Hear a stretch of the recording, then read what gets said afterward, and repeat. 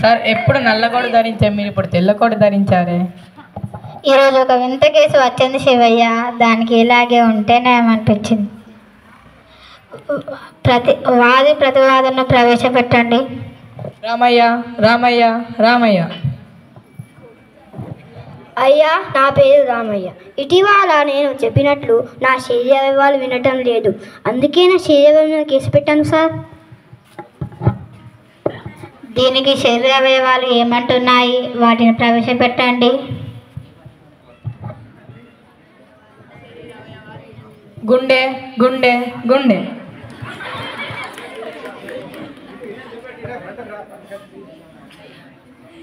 అయ్యా, నా పేరు గుండె. శరీర కష్టమంతా నాది. రక్త నాళాలలో పేరుకపోయిన కొవ్వు వల్ల ఇతర అవయవాలకు అటుంచి నాకే రక్తాన్ని అందుకోలేకపోతున్నాను సార్. మరి ఈ విషయాన్ని మీ యజమానికి తెలియజేశావా?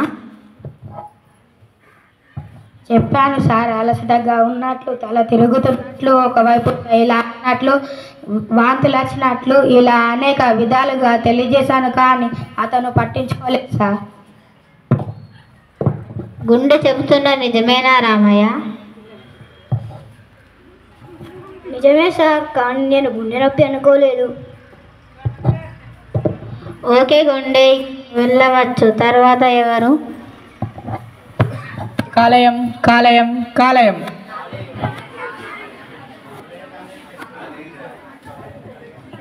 అయ్యా, నా పేరు కాలేయం. శరీరంలో బండ చాకిరి చేస్తాను. దాదాపు 120 పనులు నేనే చేస్తాను. నాకు అనారోగ్యం చేస్తే ఈ రామయ్య ఏమాత్రం పట్టించుకోవడం లేదు. చేసేది లేక 10 సంవత్సరాలు పోరాడి పనిచేయడం మానేశాను సార్. కాలేయం చెప్పేది నిజమేనా రామయ్య? ఇదంతా నాకు తెలియదు సార్, ఎప్పుడూ కూడా చెప్పనే లేదు.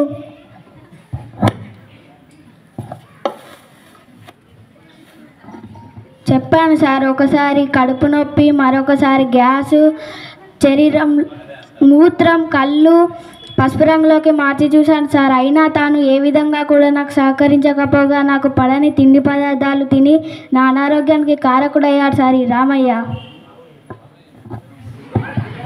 ఓకే కాలేయం, నీవు వెళ్ళవచ్చు. తర్వాత ఎవరు? ఊపిరితిత్తులు ఊపిరితిత్తులు ఊపిరితిత్తులు.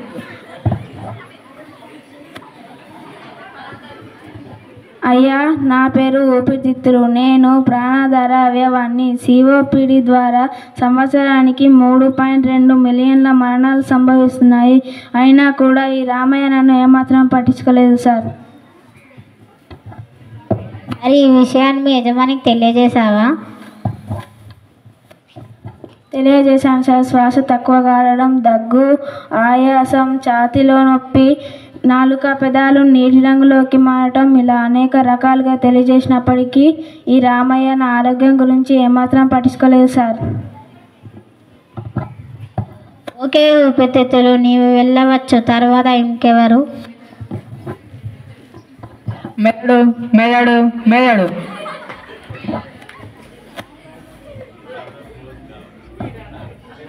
అయ్యా, నా పేరు మెదడు. అన్ని అవయవాలను పట్టించుకునే నన్నే ఈ రామయ్య ఏమాత్రం పట్టించుకోలేదు సార్. మరి ఈ విషయాన్ని మీ యజమానికి తెలియజేశావా? తెలియజేశాను సార్. తల తిరగడం, తలనొప్పి, నిద్ర లేకపోవడం, ఇలా అనేక విషయాలుగా తెలియజేశాను సార్. అయినా కానీ ఈ రామయ్య ఏమాత్రం పట్టించుకోలేదు సార్. ఏమంటావు రామయ్య?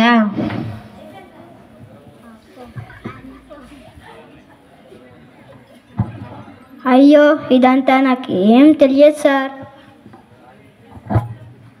తెలుసుకోవాలి రామయ్య. మాతృభాష దేశ భాష లాగానే దేహానికి కూడా ఒక భాష ఉంటుంది. ఆ విషయాన్ని తెలుసుకోకపోతే ఎలా? 40 సంవత్సరాల వరకు నీవు చెప్పినట్లు నీ శరీర అవయవాలు వింటాయి. 40 సంవత్సరాలు దాటితే నీ శరీర అవయవాలు చెప్పినట్లు నీవు వినాలి. నీవు వినని కారణంగా నీ శరీర అవయవాలు వినకుండా మొండికేసిన. ఇక నుంచి అవి చెప్పినట్లు నడుచుకో. ఇతనిని ప్రభుత్వ ఆసుపత్రిలో చేర్పించాల్సిందిగా ప్రభుత్వాన్ని ఆజ్ఞాపిస్తున్నా.